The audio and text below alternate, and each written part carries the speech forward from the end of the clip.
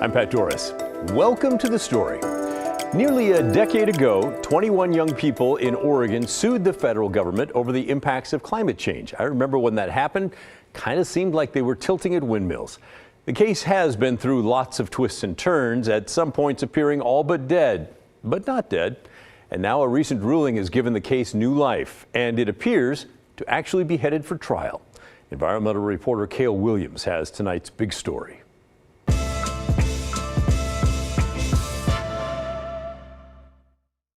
After more than 8 years, numerous motions to dismiss the case, and months of failed settlement talks, Juliana versus the United States finally appears headed for trial. The landmark case, filed in 2015 by 21 young Oregonians, alleges that the federal government has failed to protect their right to a stable climate.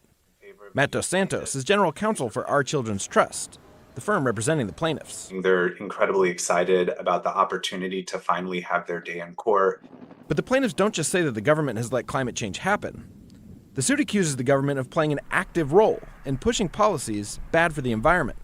This court case is about establishing a constitutional right. Here's lead plaintiff Kelsey Juliana in 2019. Our government has, knowingly, willfully made choices and pushed forward an energy system that is dependent on fossil fuels and that is helping to contribute to climate chaos.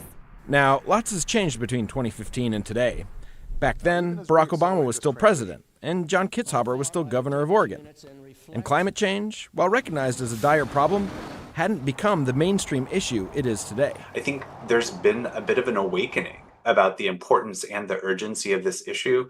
It used to be that there were a handful of scientists really pounding on the desk to try and move this issue forward. And now I think there really is a cultural shift happening. And some other things have changed as well. We've seen unprecedented wildfires. We've seen huge storms impacting us, changes in weather patterns that have really had a lot of significant impacts, economic, social impact. As the case has moved along, the government has argued that climate change is too big of an issue to be decided by the courts. Instead, the Department of Justice has asserted the issue would be better suited for a legislative fix. Dos Santos disagrees, citing other fundamental rights decided by the courts, like abortion and school segregation. All of those issues went through our court system. Yes, they were big and complex, but that doesn't mean that the courts don't have a role to play.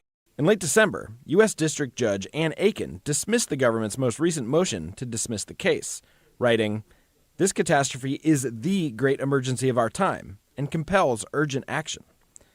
Aiken noted that oil and gas companies in the U.S. receive roughly $20 billion in government subsidies every year, and she described the government's climate strategy as an unhurried, inch-meal, bureaucratic response to our most dire emergency. If the case proceeds as planned, the trial could start in a Eugene federal courtroom later this year. It's really about and for the young people at the heart of the case, it's been a long time coming. Like some of them have literally grown into adulthood during the course of this litigation, gone to college, they're going to law school, and they're ready to take their case to trial and have their voices heard in court. Cale Williams, KGW News. Thanks, Cale. We'll be following that. Hey, here's a bizarre story that seems astounding with all the technology we have these days and all the ways that authorities can figure out someone's identity. In this story, a local family was told their loved one was dead, only to find out months later he was in fact very much alive. Investigative reporter Kyle Aboshi explains how the medical examiner's office messed up the identification, leaving a stranger's cremated ashes in the family's home. Finding the right words is never easy after losing a loved one. And I just wrote something simple, that my heart is so heavy today. Rest in peace, baby cousin Tyler. On September 11th, the Multnomah County medical examiner notified the family of Tyler Chase that the 22-year-old had died of a drug overdose. His body found in a parking lot in downtown Portland. We have a very small family, and he, losing his mom in 2020 was just really hard on us. And then losing him, it just was like, ah. The body was cremated on October 1st. A death certificate was issued, and Chase's family collected the ashes. For 3 months, the remains sat undisturbed. And then December 19th, I'm getting ready to go see Christmas lights with my little one, and I get a random phone call. It was the medical examiner's office. And they said, "Are you driving?" I said, "No." She said, "Okay, if you're home, please have a seat." And I instantly was like, thinking it was another family member. Instead, they were calling Latasha Rosales about her cousin, Tyler. And she said, "There's been a mistake in his death. He's not dead. He's actually alive." Latasha thought maybe it was a prank until they showed Tyler on FaceTime. He'd been in drug treatment for months and out of touch with family, but definitely still alive. I just lost it. Like, I was just like, I can't even tell you how I felt. Like, it just was so surreal, and it just didn't even, I can't even explain it. So how did this tragic mix-up happen? In a statement, Multnomah County explained, the misidentification occurred because the deceased person was carrying Mr. Tyler Chase's wallet and his official temporary Oregon driver's license. The identities of people who die are confirmed in several ways: state or government-issued ID, fingerprint comparison, and visual identification by friends or family. In this case, Chase's family wasn't available to view the body prior to cremation. Well, then who died? Like, whose ashes do I have? The medical examiner's office didn't release the correct identity of the deceased man, stating that his family asked to remain private. I can't even imagine like how they feel. Like, their child, their brother, their loved one cremated without them even they passed away without them being notified. After a comprehensive review, the Multnomah County medical examiner explained, going forward, all individuals who are found with a temporary state-issued identification must also have fingerprints submitted for positive identification to ensure that this will never happen again. It's so hard to believe how something like this could even happen. Like, Kyle's with me now, and I have to say, Kyle, I was stunned when I heard this story.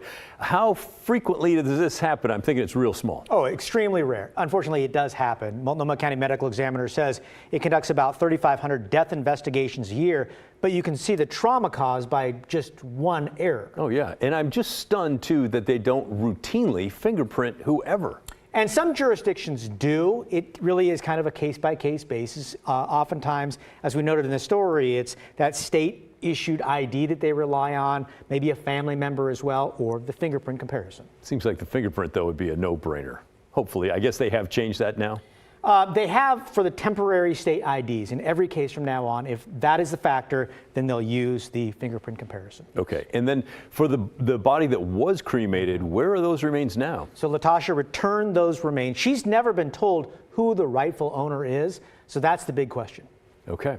But we assume that maybe those cremains then went to the family? Yes. Because the medical examiner was able to figure out who it was supposed to be. Right, and they're not releasing that name, they say, because they want to protect the privacy of that family. Wow, fascinating story. Thank you, Kyle. Great stuff as always. Still shaking my head on that one. Now let's get to some of your thoughts on our big story from last night. Last night we focused on the federal government's consideration of a foster parent policy similar to what we already have here in Oregon. That policy requires foster parents have to support LGBTQ kids in their care, meaning things like using preferred pronouns and helping provide gender-affirming medical care. We told you all about the local lawsuit challenging Oregon's policy. A Malheur County mom of 5 sued after her foster application was denied after she said she would not support LGBTQ kids due to her Christian beliefs. We guessed that story would have a lot of you emailing us and leaving voicemails, and hello, were we ever right. The majority of folks who got in touch with us support the feds implementing a national policy to put other states in line with Oregon. I think that foster parents need to accept children as they are and who they see themselves to be. And if they can't do that, they shouldn't be in the business of caring for them. So it appears to me that this needs to be a consideration not only in Oregon, but throughout the United States. We are who we are, and we need to be treated as we are. And poor foster children have so many things against them. Let's not pit another thing against them. Whatever their needs are, we need to support. Thank you for that. Manuela wrote to us, if we start providing excuses for this or that differences to be accepted or not in the kids that can be cared for, we're going to put the necessary foster care system on a very slippery slope. People would be allowed to not accept black kids or Native American kids or Jewish kids based on their own prejudices. Not a very American value system. I do think that that is very important criteria to meet. Regardless of your religious faith should be supportive.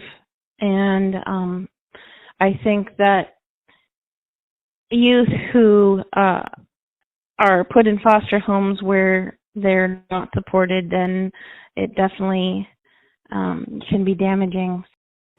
Thank you. And as you can likely imagine, we also heard from a good number of folks who think Oregon's policy just goes too far and should not be implemented on a national scale. My daughter works for DHS, and the stories that I hear from her and her colleagues about trying to place kids, it's incredibly difficult.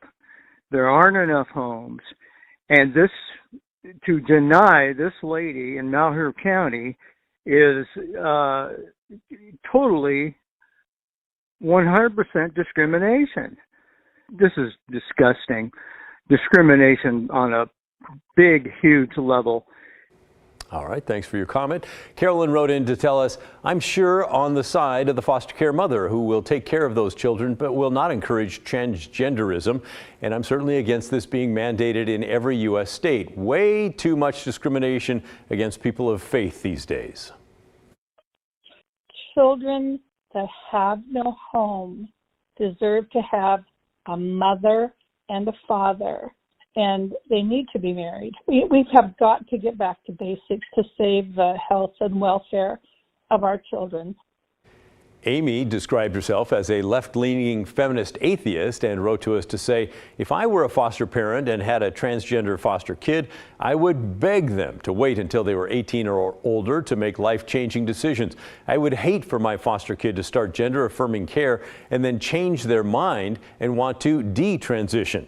I guess I would be eliminated from being a foster parent because I do not believe kids can consent to lifelong medicalization. And just like so many of those issues that we talk about right here on our show, there were also plenty of you that find yourselves somewhere kind of in the mushy middle of all this. Karen wrote in to say, first off, I am in favor of foster kids being supported for their orientation. But why can't the state accept a family who disagrees if that is their only fault? Just don't send them an LGBTQ child. We need willing foster families. Children should just be loved and cared for. Thanks to everyone for all your feedback. Hopefully this makes us all think more deeply about this subject. That's why we value your input. We'll continue to follow the federal proposal and let you know what happens.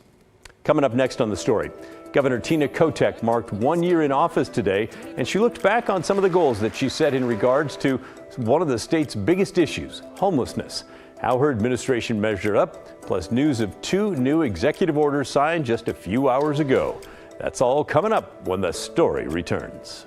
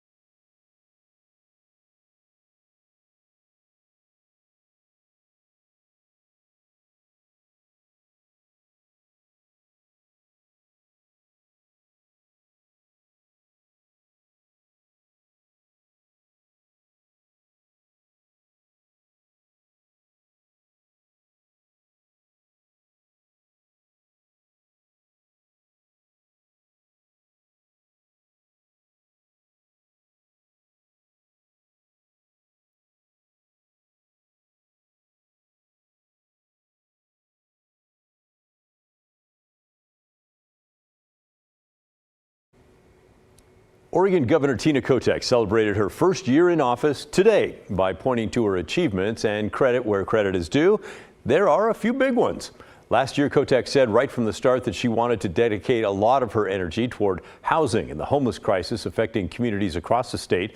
She declared a homeless state of emergency on her first day in office last year. The governor's office released some data today reporting that they exceeded the housing goals that they made for last year. The original goal was to create 600 new low-barrier shelter beds across the state. Kotek's office says they created more than 1,000. The next goal was to rehouse 1,200 households that had become homeless, but and they beat that one by nearly 100. However, it would be nice to know how many of those folks stayed in that housing. We did not get that number. Next, prevent 8,750 households from becoming homeless by offering them things like rent assistance. They say they kept 8,886 families in their homes. This data comes from Oregon Housing and Community Services, though it's only preliminary data right now. They say the final numbers will be ready in February. So I think we have to say, based on those numbers, well done. It's good to see a governor put out a target and then actually hit it. But if you look around outside or you've had your own worries about your own housing in the past year, you do know that we have a long ways to go still. So today, the governor signed a pair of new executive orders extending the state's housing state of emergency and directing the Interagency Council on Homelessness to put plans on her desk. Kotek says she's going to be asking state lawmakers for $500 million more for a housing bill in the upcoming session that starts in a few weeks. That proposal includes money for infrastructure. We heard last year that one of the reasons that production is not happening is that there are infrastructure barriers. There's going to be money to incentivize for infrastructure. There will be some conversation about land supply. It is one piece of it. That's a hot topic. Kotek today also talked about getting involved in things going on in Portland. Her Central City Task Force just wrapped up 3 months of brainstorming and presented their recommendations on how to fix the problems going on in Portland. One of their ideas was to create yet another state of emergency, this one for fentanyl in Multnomah County. Kotek says she plans to announce that one next week. When I was on the road talking to Oregonians, they were always asking, how are things in Portland? We know that our major city has to be successful. I know that we see just the sheer number of people in the city of Portland and Multnomah County who are struggling right now is very obvious, right? A lot of people live there. We need to focus there. The Portland Central City Task Force brought the private sector, the governmental sector, the community sector together and said, what can we do together to make sure Portland's on a better track? Multnomah County and Portland say they also exceeded their goals this year, adding 141 new shelter beds, rehousing 191 people, and helping keep 1,400 households in their homes. Portland Mayor Ted Wheeler held his own press conference today. I urge the governor and the legislature to continue to support these efforts, as cities and counties cannot do this work alone at the scale necessary to be successful. Now, if you're keeping track at home, we've got the governor's state of emergency for homelessness that she extended today, the fentanyl state of emergency that she's announcing next week, and for nearly a decade now, Portland has been in a housing state of emergency that was declared all the way back in 2015. So a lot of emergencies. So how will we know when the emergencies are over? Here's Kotek's answer. You can decide for yourself if it satisfies you.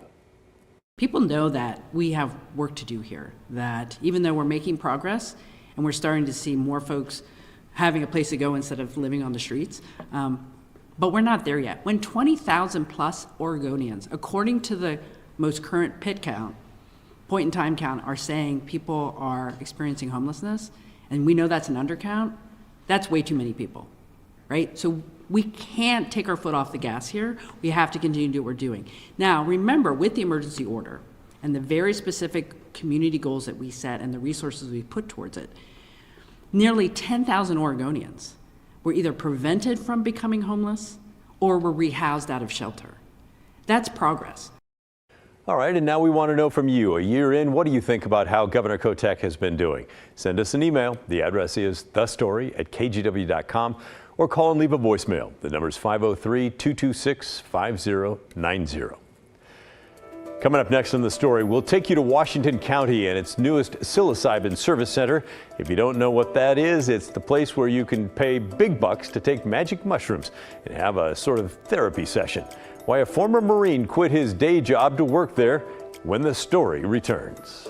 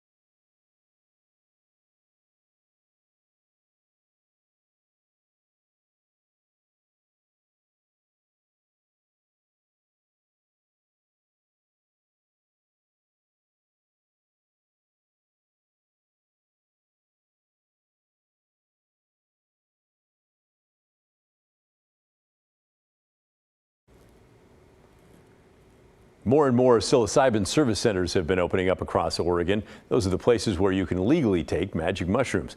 One of the newest is in Beaverton. Christine Pitawanich takes us to Brain Brew PDX, where she spoke to a veteran on a mission to help his fellow vets. And that was the most difficult for me, is just trying to be a normal person. It hasn't been an easy journey for Ben Kramer, a Marine veteran and former firefighter. I was in the Marines from 2009 to 2014. After that, he was a firefighter from 2015 until December of 2022. He says the U.S. military prepared him for combat, but it did not prepare him for everyday life back in Beaverton.